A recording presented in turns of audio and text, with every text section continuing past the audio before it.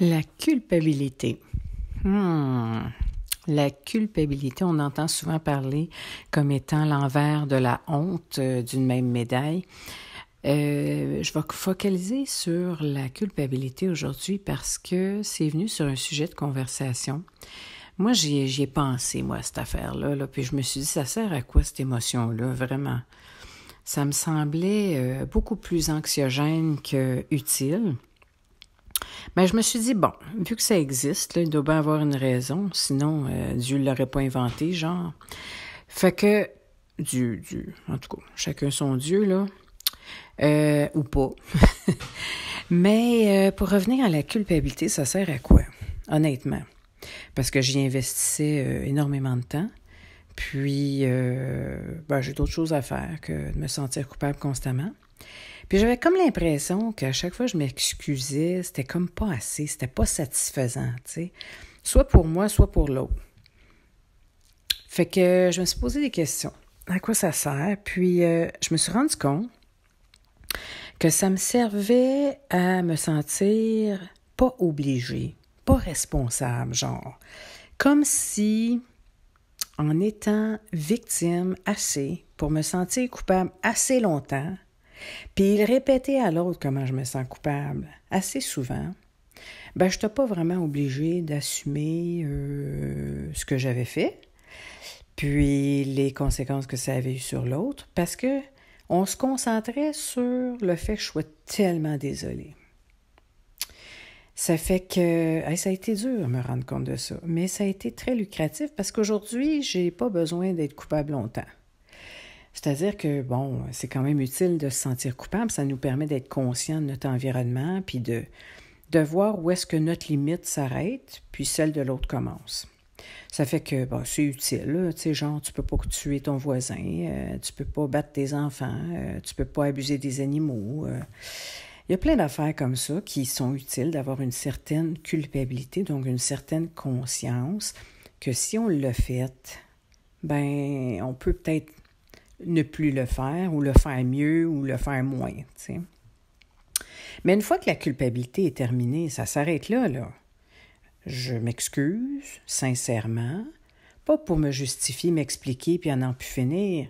Je m'excuse pour me libérer du poids de ma conscience. Fait que je m'excuse, puis c'est ce que je préfère appeler des amendes honorables. Donc pour moi, la différence entre s'excuser puis des amendes honorables, c'est que s'excuser, c'est centré sur soi, puis s'amender, c'est centré sur l'autre.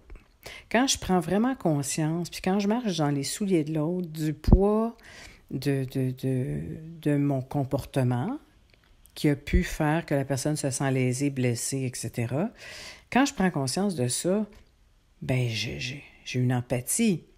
À moins d'être narcissique, j'ai une empathie qui fait que j'aimerais pas être à sa place, j'aimerais pas qu'on me le fasse moi aussi. Donc, je prends conscience de ce que j'ai causé à la personne et c'est de ça dont je m'excuse vraiment. Puis la différence entre s'excuser et s'amender, c'est de dire à l'autre, je vais m'améliorer. Sais-tu, j'ai vraiment ressenti là ce que je t'ai fait, puis ça n'a pas dû être facile pour toi. Puis sais-tu quoi, je vais m'améliorer. C'est bien différent que de dire à quelqu'un « Hey, écoute, excuse-moi, c'est parce que je suis fatiguée, c'est parce que je vis des choses difficiles, c'est parce que je suis handicapée, c'est parce que... » Ou c'est à cause, hein? Les c'est à cause de ci, puis c'est à cause de ça. S'amender honorablement, c'est un comportement honorable, donc c'est un comportement de maturité affective. Je n'ai déjà parlé dans d'autres vidéos, si on veut. J'en ai parlé amplement. Donc, la maturité émotionnelle me permet d'avoir assez de détachement de moi-même, pour me concentrer sur l'autre, puis me reculer du processus. Ça ne veut pas dire que je ne suis pas valable, puis que je n'ai pas d'importance, mais moi, je décide que je vais mettre de côté mon petit nombril, puis que je vais sciemment me rendre disponible à l'autre. Ce qui se passe quand je m'amende comme ça, c'est que l'autre personne se sent vue, entendue, importante, puis probablement qu'elle se sent comme un petit peu déroutée, Parce qu'on n'entend pas ça souvent, des amendes honorables. Fait que des fois, la personne va réagir en disant « Non, non, non, non, il n'y en a pas de problème, c'était pas grave. » Puis dans ce temps-là, moi, j'aime ça rappeler à la personne que je suis capable de m'assumer quand j'ai causé du tort à quelqu'un. Elle n'a pas besoin de s'occuper de me consoler puis d'alléger le fardeau parce que pour moi, ça n'en est plus un fardeau.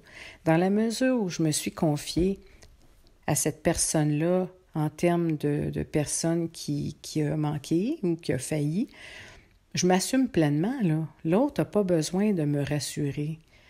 Ça fait que j'aime ça faire ça parce que souvent, ça crée des opportunités de rapprochement humain, mais profond et sincère et authentique.